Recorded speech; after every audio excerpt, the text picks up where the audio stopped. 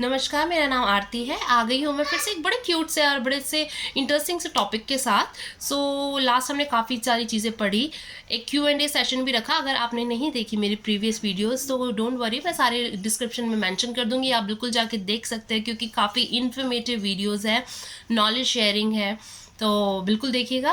तो आज का जो मेरा टॉपिक है वो ये है कि दिल्ली में बहुत ज़्यादा सर्दियाँ पीक पर चल रही है बिल्कुल, जिसमें कि early morning, late nights, fog होने लगा है अच्छा खासा। तो क्या कभी आपने सोचा है कि ऐसे टाइम पे एयरपोर्ट ऑपरेशंस कैसे होता होगा, कंटिन्यू कैसे रहता है एयरपोर्ट ऑपरेशंस, या पायलट्स को क्या क्या प्रोसीजर्स फॉलो करने पड़ते हैं, क्या क्या प्रोसीजर्स फॉलो करने पड़ते हैं, और क्या फॉग भी अलग अलग तरह की होती होगी, गॉड नोज। सो आज हम इसी के बारे में डिस्कस करने वाले, बहुत सारी चीज़ें क्लियर होंगी और at the end of this video आपके साथ एक और चीज़ें बड़ी इंपॉर्टेंट सी चीज़ शेयर करूंगी। बिल्कुल वीडियो पर बने रहिए। अगर आप मेरे चैनल पर फर्स्ट टाइम आए हैं तो यू मोस्ट वेलकम। मेरे चैनल को प्लीज़ सब्सक्राइब कीजिए, आप बिल्कुल सब्सक्राइब नहीं करते हैं। अगर आप सब्सक्राइब नहीं करेंगे तो मैं बैक टू बैक इन्फॉर्मेशन लेकर आती रहूँगी, कोई doesn't matter at all.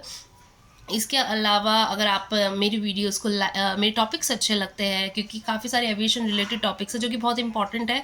Normally ये चीज़ें आपको पता नहीं चलती है, but being an airport employ आपको ये सब चीज़ें पता होनी चाहिए। बस मेरा मेन होलसेल पर्पज़ यही है कि आपको इन्फॉर्मेशन होनी चाहिए। अगर आपको मेरे टॉपिक्स अच्छे लगते हैं तो प्लीज़ इसको लाइक कीजिए और जितना हो सके इस नॉलेज को शेयर कीजिए अपने क्लोज्ड वंस के साथ। विदाउट वेस्टिंग टाइम हम स्टार्ट करते हैं। जैसे कि मैंने बात की फॉग की, तो airport operations in foggy weather कैसे होता है। तो सबसे पहले हम जानते हैं कि फॉग बनता कैसे है। फॉग जो है वो दो तरह से बनता है। फर्स्ट जो है वो air containing more moisture than it can hold for that temperature, और दूसरा जो कंडीशन है वो ये है कि excess moisture that condenses result in fog. ये दो रीज़न है फॉग होने के। इसके अलावा टाइप्स ऑफ फॉग भी है। अब टाइप्स कितने हैं वो भी मैं बता देती हूँ। They are 5 types of fog, जिसमें कि जो नंबर 1 है वो है radiation fog, number 2 is advection fog, number 3 is up slope fog, number 4 is evaporation fog, and number 5 is icy fog. ये कुछ हमने फॉग के बारे में पढ़ा कि फॉग होने का रीज़न क्या है, और दूसरा हमने पढ़ा कि टाइप्स कितने होते हैं। इसको थोड़ा और डिटेल में पढ़ेंगे। उससे पहले मैं कुछ जनरल क्वेश्चंस लेती हूँ जो हम सबके माइंड में होते हैं और नॉर्मली हमें उसके आंसर कोई मिलते नहीं है जल्दी से। तो पहले आप एक Q&A सेशन करेंगे, उसके बाद हम डिस्कस करेंगे। Q&A में जो मेरा सबसे फर्स्ट क्वेश्चन है वो ये है, how do airport deal with fog. जितने भी एयरपोर्ट्स है तो एयरपोर्ट्स होते हैं वो फॉग के साथ कैसे डील करते हैं। Company policy detects that low visibility landings must use the aircraft automated system that interact with airport ILS instrument landing systems, that is array of metal poles at the end of a runway that generate a radio beams for aircraft to follow. तो as पर the company policy जो low visibility landings होती है वो उन aircrafts के अंदर ना एक अलग से एक अपना सिस्टम होता है जो कि होता है ऑटोमेटेड सिस्टम, जो इंटरैक्ट करता है किससे, ILS से, इंस्ट्रूमेंट लैंडिंग सिस्टम से। और जो इंस्ट्रूमेंट लैंडिंग सिस्टम है उसके आपने देखा होगा कि एक स्लांट में लगे होते हैं मेटल पोल्स, राइट। तो जो मेटल पोल्स लगे होते हैं उसके ऊपर एक बीम जैसा एक मशीन लगी होती है जो कि एक रे निकालती है, एक बीम निकालती है इन एवरी 30 सेकेंड, जो इंटरैक्ट करता है with the automated system in the aircraft, और उसके थ्रू पता चलता है कि फॉग कितनी है। फॉग वैसे जो नॉर्मली जो होती है वो लेस देन 100,000 मीटर्स होती है। तो इस तरह से एयरपोर्ट डील करता है फॉग के साथ with these systems. Number 2 question है, is it safe for planes to fly in fog. क्या प्लेन्स का फ्लाई करना सेफ है फॉग में। Flying in plane during fog is quite challenging even for the experienced pilot, and for pilots that are not skilled in the fog are extremely dangerous and potentially deadly hazard. Yes, fog में plane fly करना is quite challenging for experienced, and for those who are not up to that experienced उनके लिए काफ़ी hazardous साबित हो सकता है। Question number 3, how does fog effect flight operations? अच्छा, फॉग इफेक्ट कैसे करता है फ्लाइट ऑपरेशंस को, अब वो जानते हैं कि reduce visibility because of fog में result in an airport on both ground and airborne movement जितनी भी होती है उस जस्ट बिकॉज ऑफ फॉग वो सब कम हो जाती है उनकी movements, and it effect both at ground level and airborne movement, both at the same time, and it reduces the capacity because of safety predictive consequences of low visibility operations.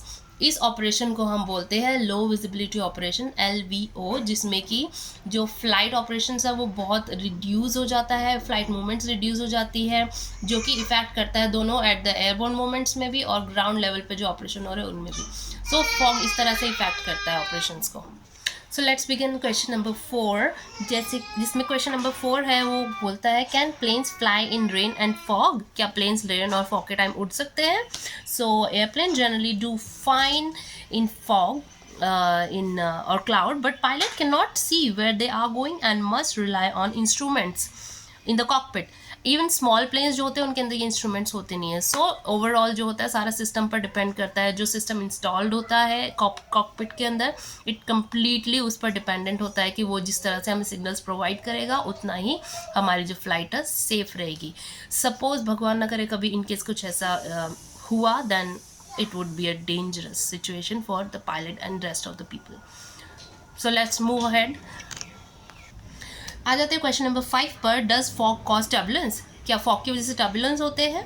Fog itself does not cause turbulence but it can reduce the visibility and hazards flying condition. ये सिर्फ fog जो है सिर्फ reduce करता है visibility को, लो visibility कर देता है, जिसकी वजह से क्या होता है कि पायलट आगे देख नहीं पाता है, मूवमेंट कहाँ हो रही है कहाँ नहीं हो रही है. That is the only reason, otherwise turbulence नहीं आते अलग से.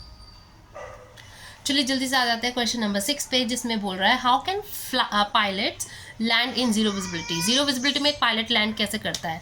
तो इसका आंसर ये है, some airports have a system permitting particular aircraft to land automatically when there is zero visibility. However, for this to happen, airports and airplanes have to be certified with the highest safety levels. जो aircrafts है वो जो airplanes है उनको highest safety levels certifications चाहिए होता है just to land automatically during the low visibility time. So yes, pilot जो है वो लो विजिबिलिटी में लैंड कर सकता है with the help of automated system. अच्छा, फॉग का कोड क्या है एयरपोर्ट पर? जो फॉग का कोड है वो है FG, foxtrot and golf. FG is use for fog. So next is what is a fog detector? क्या हमारे पास फॉग डिटेक्टर है? यस, फॉग डिटेक्टर होता है. Fog detector is programmed to transmit a beam of modulated infrared light every 30 seconds, measuring the amount of light reflected by the atmosphere to receives in the instrument. Like I said, जब ILS जो होता है, ILS के poles पर एक machine लगी होती है जो कि हर 30 सेकेंड में लाइट बीम लाइट छोड़ती है एटमॉस्फेयर में, और जो जिस स्पीड में वो लाइट आती है ना उस लाइट के थ्रू पता चलता है कि अभी फॉग कितना है. यूजुअली जो फॉग होता है वो लेस देन 1000 मीटर विजिबिलिटी में होता है. सो ये कुछ क्वेश्चंस थे, बाकी पार्ट बी में मिलते हैं. पार्ट बी में हम थोड़ा सा जितने टाइप्स ऑफ फॉग्स के बारे में मैंने आपको बताया था उसके बारे में पढ़ेंगे. So like I said, part B बनाते हैं जिसमें हम डिस्कस करेंगे टाइप्स ऑफ फॉग की काफ़ी सारी चीज़ें हैं. तो बिल्कुल मेरी वीडियो को, अगर आपको आज का मेरा टॉपिक अच्छा लगा क्योंकि थोड़ा शॉर्ट में किया है, तो अगर आपको मेरी वीडियो अच्छी लगी तो प्लीज़ लाइक कीजिएगा, शेयर कीजिएगा, और जल्दी से मैं पार्ट बी लेकर आती हूँ, फिर हम आगे पढ़ते हैं फॉग के बारे में. सो बहुत इंपॉर्टेंट टॉपिक है, don't miss it at all. मिलते हो फिर से नेक्स्ट वीडियो में. नमस्कार, मेरा नाम आरती है and thank you for watching once again.